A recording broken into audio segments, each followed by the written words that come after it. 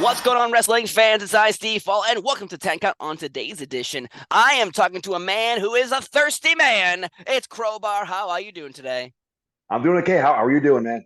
I'm doing great. It's an honor and a privilege to talk to a former WCW Tag Team Champion, Cruiserweight Champion, and Hardcore Champion. And I apologize, my nose is very, very stuffy. It's those damn pollen. But I just want to Pollen, say, damn it. it's the heel. It's the heel of nature. You know, Absolutely. you think it's It's gonna be a zapping me nice. too. It's gonna be nice out. No, it's not. It's beautiful, but damn pollen. But we're here talking about you, not me suffering from pollen, the biggest heel of them all. I want to talk about you joining the WWF as the light heavyweight division member. Like, this is crazy because you think of big men, Big John Studd, Arnold the Giant, Diesel, and then light heavyweight division. My theory, Absolutely. my theory is WCW had their own, and they were pretty much the best part of WCW Nitro in the beginning. So yet they wanted to create their own. Is that what the impression was when you joined up? You would be correct. I had a great relationship with Jim Cornette from the Independents, Dennis Carluzzo's NWA. He once in a while would manage myself and Ace and Darling on the Independents. I had a great rapport with him. And I remember the phone call. I had done some cruiserweight stuff for WCW. I was still full time in school, going to physical therapy school, and Jim Cornette knew that. And basically, he said, "Hey, all the A level guys are with WCW." He goes, "You know that the Benoits, the Guerreros, the Mysterios." He goes, "But there's some really good independent guys out there. You being one of those, and we want to bring you in for the light heavyweight division." So that was mind blowing at that time. Like I said, I was full time in school, and getting to go and work for the WWF was just mind blowing. I've said many times in the past, I got into this because I genuinely love pro wrestling, although it's not fashionable to say sometimes. To this day, I believe I am the biggest wrestling fan on the planet. I freaking love pro wrestling. And at that time, being a student and getting a call to be in the first ever WWF light heavyweight tournament was mind blowing. And even to this day, right here and now, when I look back to that, it was just an awesome opportunity. And it blows my mind that Chris Ford is able to say that this guy that had this crazy dream was able to participate in the first ever WWF light heavyweight tournament.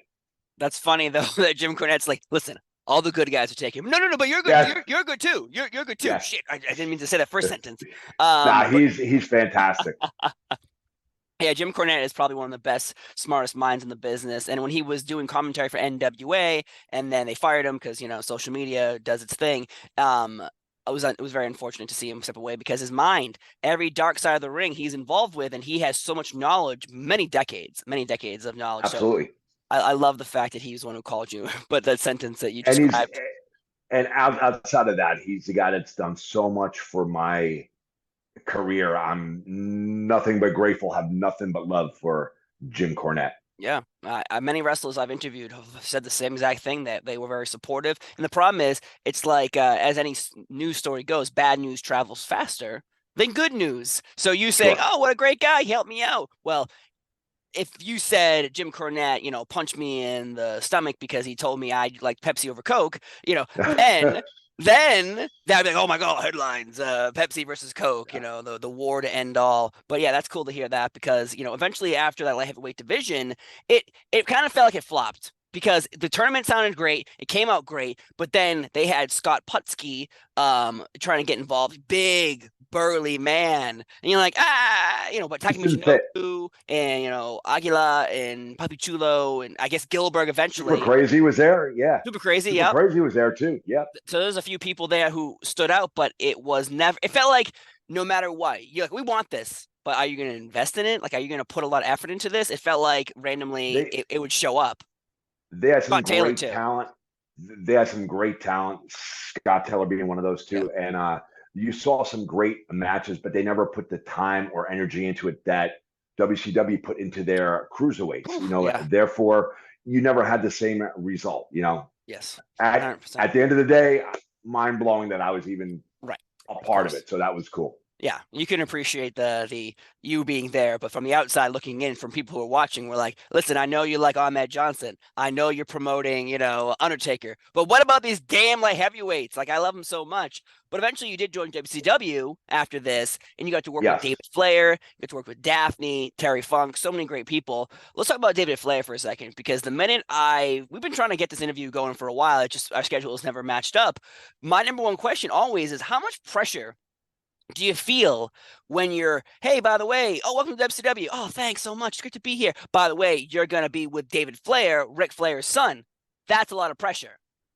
Absolutely. But I was actually signed probably about 6 7 months prior. I spent time at the power plant, and I was wrestling on WCW Saturday Night as Right. Devon Storm, a dark Devon Storm, dark hair, very different from the Devon Storm of the WWF light heavyweight division with the bleach blonde hair and the bright colors and all that stuff. And I had been on the Saturday Night Show, and I was being groomed to be the next like aggressive, larger kind of heel cruiserweight to come up. And with all of WCW's change of power and management, as the story goes, as I say, I always tell the story. As the story goes, I had flown into Denver, Colorado. Nitro had gotten out. I had flown in for the Saturday Night Show. I went to the hotel restaurant slash bar. I had my hair down. I had a leather jacket on, and I looked like a freak, I guess. And Vince Russo took a liking to the way I looked, and then he inquired about how well I worked and yada yada yada.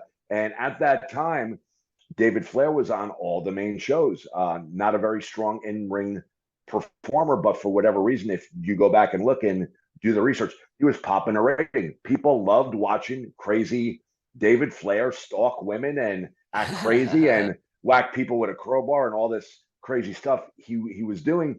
But again, unfortunately, not a strong in ring performer. So somewhere somebody came up with the idea, we'll put him in a tag with a solid tag team partner. We'll let the partner do the majority of the work. That way we could still present David Flair in the ring, even though his partner would do the majority of the work. And it would solve the problem of not being able to put David Flair in the ring. So that's kind of how I got catapulted from WCW Saturday Night to the main roster. Wow. Well, hey, it all worked out because again, you're right. David Flair was involved in many storylines. One, Stacey Keebler being pregnant and then not pregnant with someone else's baby, then not being pregnant. It was a fun ride for WCW fans. But I that was the time that, like, honestly, I'll show my cards right now. When it was WCW versus the WWF, put the F back in for a moment. I was Sure. team WWF. I was appalled by Goldberg and the NWO. I was like, how dare you hurt my WWF? Because I was like 13 years old, so I was dedicated. If Sure. it was Twitter, it would have been a crazier world that we live in Oh, now. absolutely. My Yep. God. But WCW in like 99, 2000, I started really going in because suddenly it seemed like Vince Russo was giving more opportunities to, say, you and Billy Kidman and Hugh Morris. Like there was a more precedent of let's make new characters. We can't live off of Hogan and Flair and Nash and Hall forever.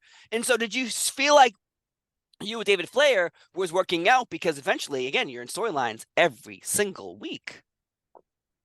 Initially we were, and then we broke apart. We were kind of on, we were kind of off, and but it definitely gave an opportunity. It gave me an opportunity for a character that would do, for example, vignettes and speaking parts, where prior to that I was pretty much just a high spot cruiserweight guy. Mm-hmm. I always thought that I would be just a high spot cruiserweight guy. I never fathomed that I would be a quote unquote character. And Yeah. this was a huge opportunity, and they gave me a character that was essentially a crazy person, which you really can't do wrong. And I had a whole lot of fun with. And people ask me how I pulled that character off so well, and honestly, it was that character was I'm by nature a very lighthearted, lovey, happy-go-lucky guy.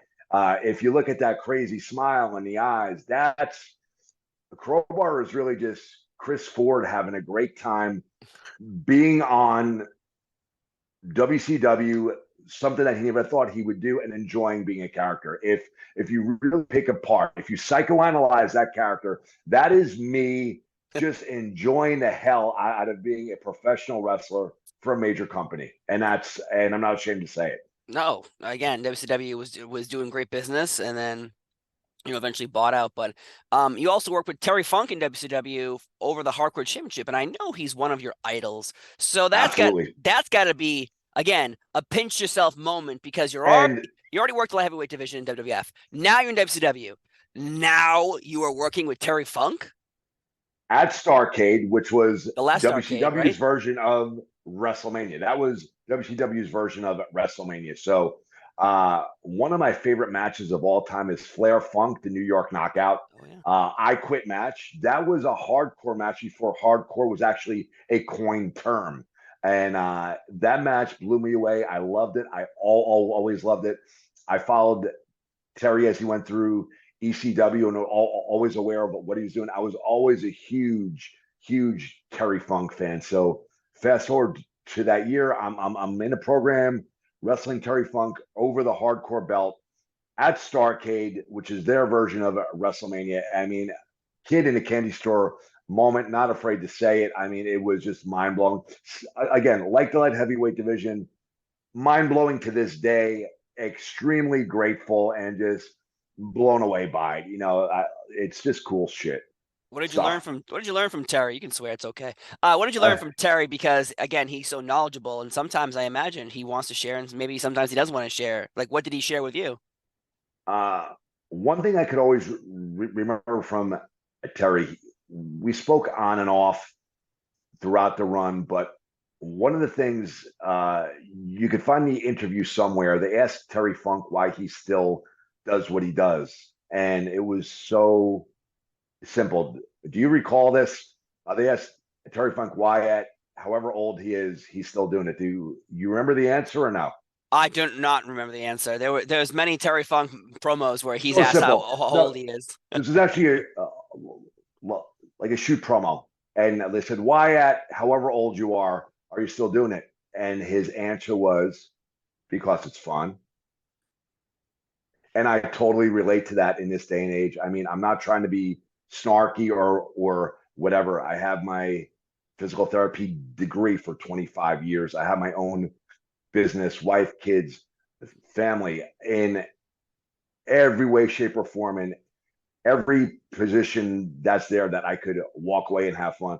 I friggin' love wrestling, and I'm having such a wild, fun time right now, and that's why I'm here. That's outstanding to hear. So Terry Funk telling you that And I it's relate fun. to that. Yeah, Yes. and here you are you middle-aged and crazy, just like Terry Funk was his entire life, it feels like. I feel like as long Yeah. as I knew Terry Funk, they'd call him middle-aged and crazy. Like, I bet he came out as a baby, and they're like, hey, he's middle-aged and crazy. It's like, he's a baby. How's this possible? But Does 49 count as middle age? It does, right? I guess if you're I going to make guess it to so. 100, Wow. right? I guess so. Yeah, congratulations on being middle-aged and And crazy. crazy. Yeah, emphasize crazy. No, I'm just kidding. But again, there's so much happening though with WCW, and you do eventually work with Daffney. And Daphne, Yes. I was ahead of her time.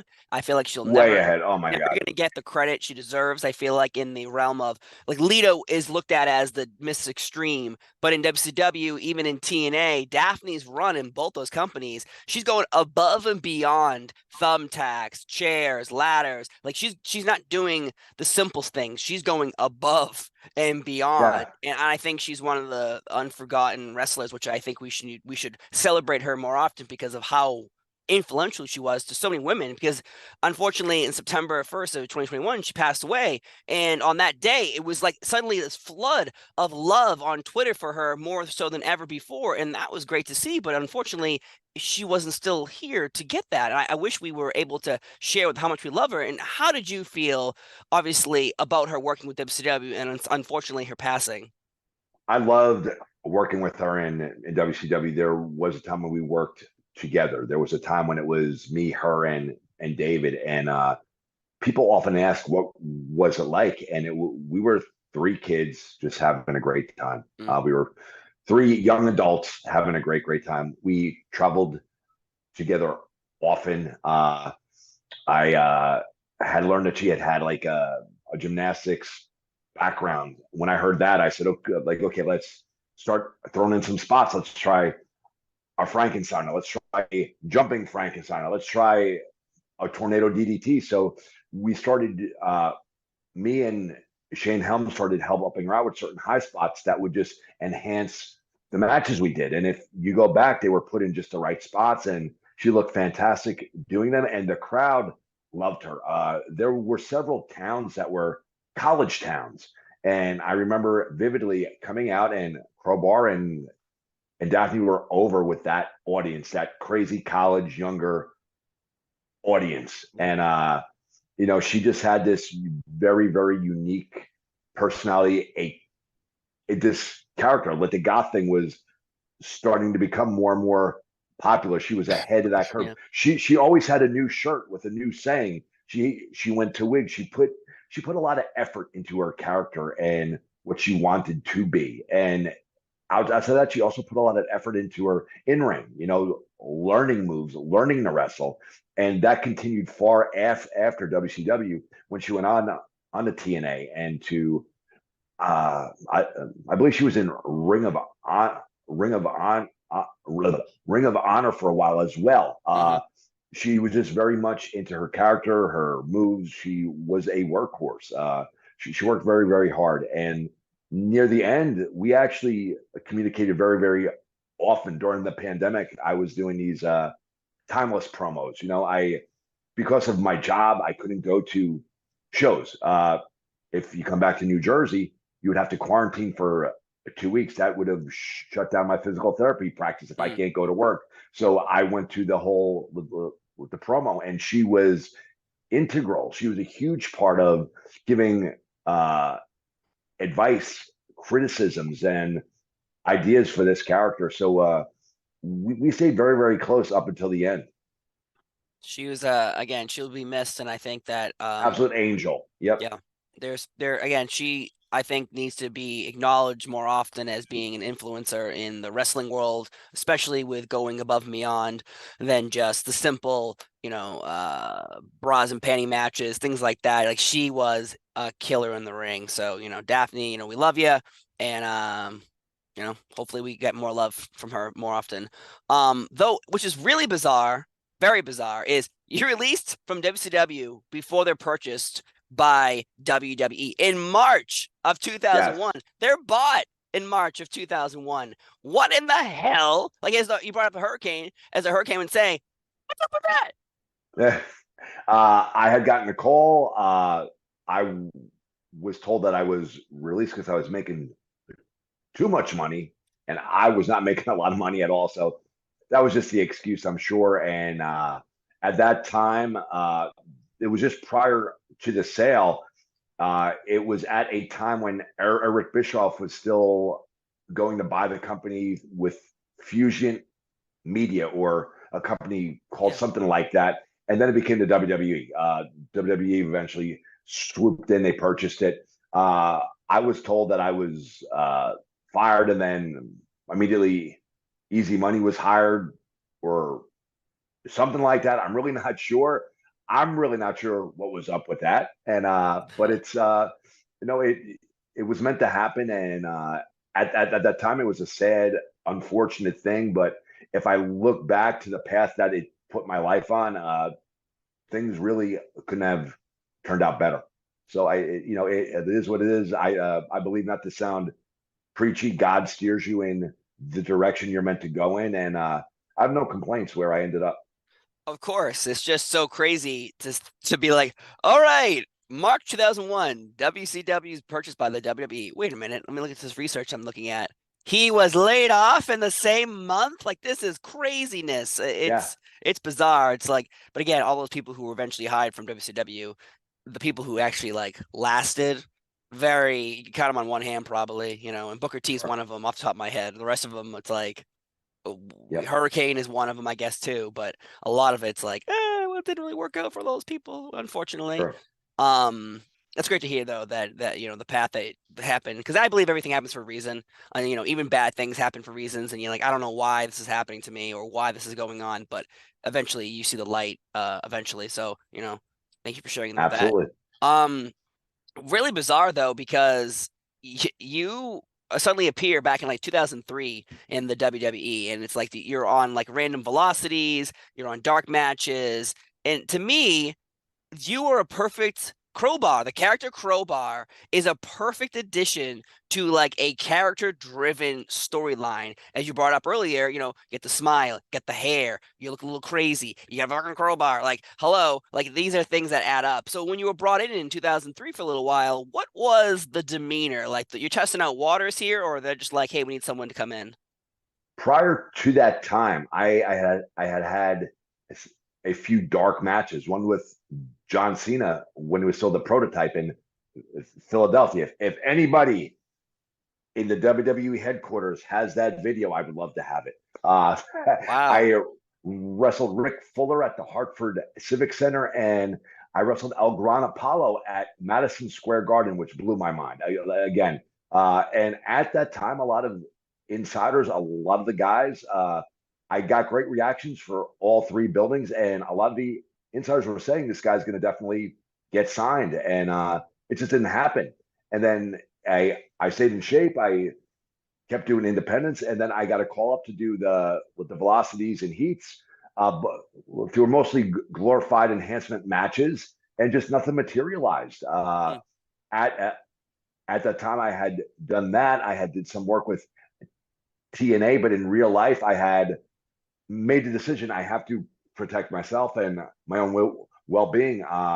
When I was full-time with WCW, I was on with the road doing that. When I was home, or if I wasn't being used, I worked per diem in physical therapy. So I was a full-time wrestler, part-time physical therapist. When I saw that those few dark matches weren't going the way that I thought that they would go, I transitioned my life to full-time physical therapist, part-time pro wrestler, and things just didn't work out. Even though a lot of the experts swore up and down that I would be a guy that got Yeah.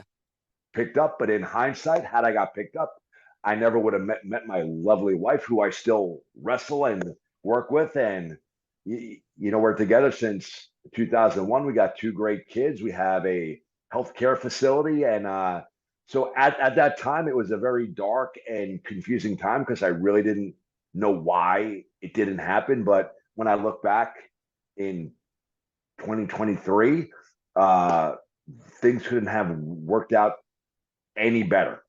No kidding. See, there you go. Everything happens for a reason, and if that Absolutely. all panned out the way your wrestling mind wanted to, then you wouldn't be where you are today. And obviously, Absolutely not. as I can tell, giant Star Wars fan. I I said just a not guess. getting not getting signed was the best thing not to happen to me. Or getting signed was the best thing to not happen to me.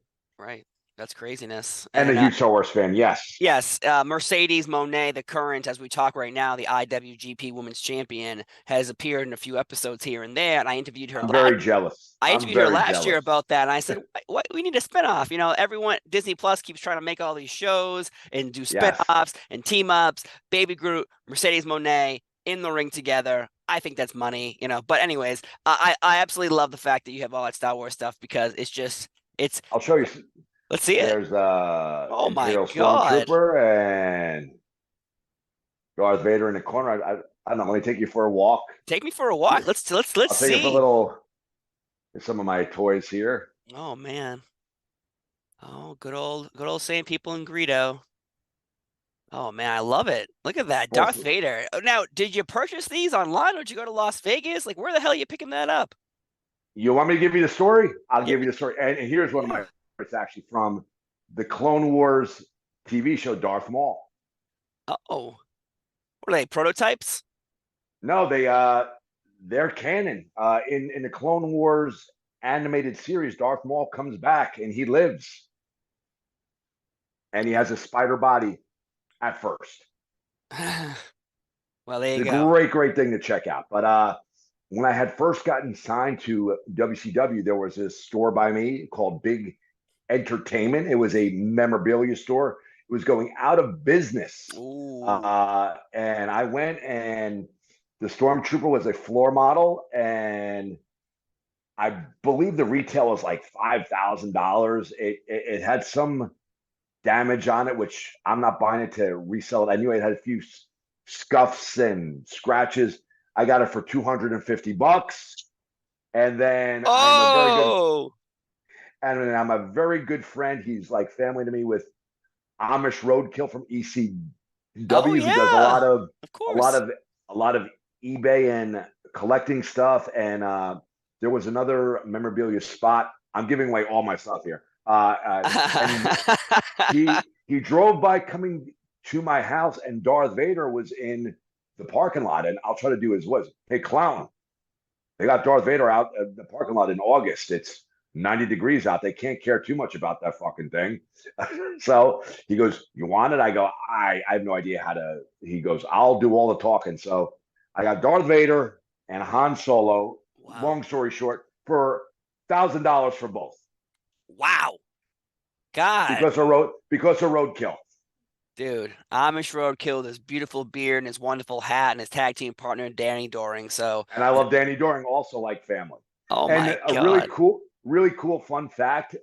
He was doing Team Taz when I was in ECW. We really never talked. And then after WCW, I had done a show in Atlanta, and I guess he had gone to a wedding in Atlanta, and we ended up on the same flight right across from each other. Had never spoken before until that flight. We talked Star Wars the entire time, and the rest is history. He's my brother from another mother. Outstanding. Man, God, the Yes, wrestling bubble, everyone's connected, giving out great deals on Star Wars memorabilia. I need to get inside this little bubble of yours. yes. That's outstanding. And one final question though before we wrap up. In the current days, you keep talking about, obviously physical therapy is a huge part of your life, but at the same time, you competed in AEW October 11th, 2021. And to Mm. me, seeing you now, let's do a little backstory for a second. I used to be a green puppet named Teddy Turnbuckle. If you don't know, that was me. Oh, that! Oh That's my God! that's me. Mind blown. I love that I character. was That say was where amazing. I was gonna say, is Oh he my over God! there? Let's see. Oh, I'm there he marking out is. now. Let's Now see. I'm marking out. There he Wow. is. Here he is. So, Holy shit. Holy shit. Holy shit. so Marking I out big time. I used to be Teddy Turnbuckle, and so I would make videos, and you would share them, you would retweet them. I love them. Yes. That's when you were doing your timeless videos as well, drinking red wine and doing your Yes. promos. And I feel like then there was like a synergy between me and you at that time. And then Absolutely. and then as more doors opened for me, I said, I don't think I need this guy anymore. Yeah, So he disappeared. I had he no idea what disappeared. happened to him. Uh, Yes. I was at an event.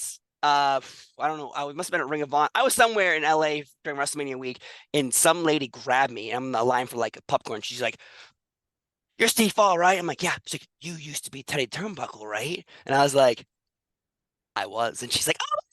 It was I'm such a marking. it was I'm such a great marking moment. out. It was such a I'm great marking moment. out that I'm talking to Teddy Turnbuckle. The creator of Teddy Turnbuckle. So Yeah. funny. The stuff was so good. Oh my God. I love that stuff. Thank you. That it was a good time. So back to AEW for a second. Yes. 2021.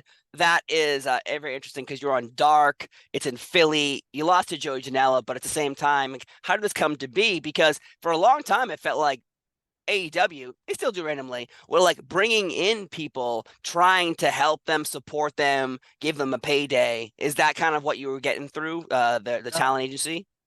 uh, not really. For me, it was I watched all through the pandemic, and as I said, I really couldn't do wrestling because of the whole quarantine thing with COVID and all. But I watched Dark. I watched Dark Elevation, and I'm like, that's something that I could really do, and I think it was cool. But I never really had that notion. And then I had reached out to QT Marshall Yeah. in the spring, didn't hear nothing back. And then I had gone away on Disney vacation. We were down there. And when you go on Disney vacation, you're in a mindset. I'm going to eat what I want.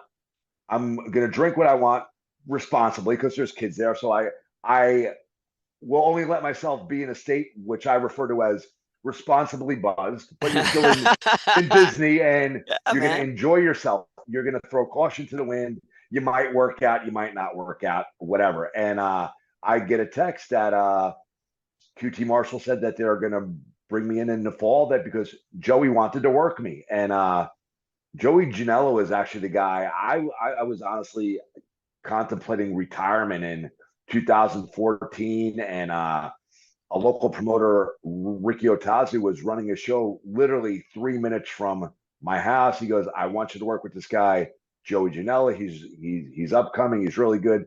And I watched his stuff, and I love the way that he worked. I said, okay, this might not be a bad last match if this is my last match. And worked with him, ignited a fire under me that, well, here we are. And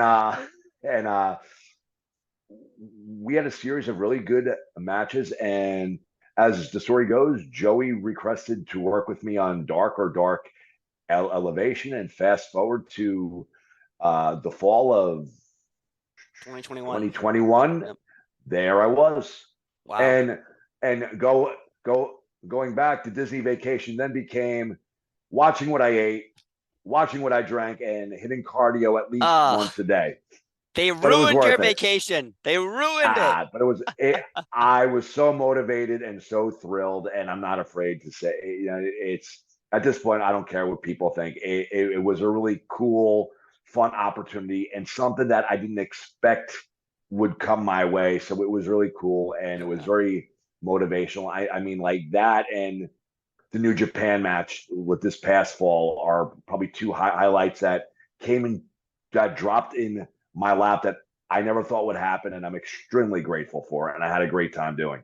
Yeah, and every time you were competing in AEW or in Japan, that suddenly Crowbar's trending on Twitter, and I'm like, what? I didn't know about the AEW opportunity, so suddenly you see, I'm like, what's Crowbar trending? And I click on it, I'm like, oh my God, Crowbar's back, baby. And like, I was very happy to see that because, always been a big fan, always appreciated your work from light heavyweight division to Crowbar with Daffney and David Flair and all that good stuff. I just imagine the pressure of hanging out with David Flair, Ric Flair's son I would have buckled. But you, sir, push forward through time and space, and here are now talking to me, and it's been a pleasure chatting with you about everything. Can I get a quick phrase?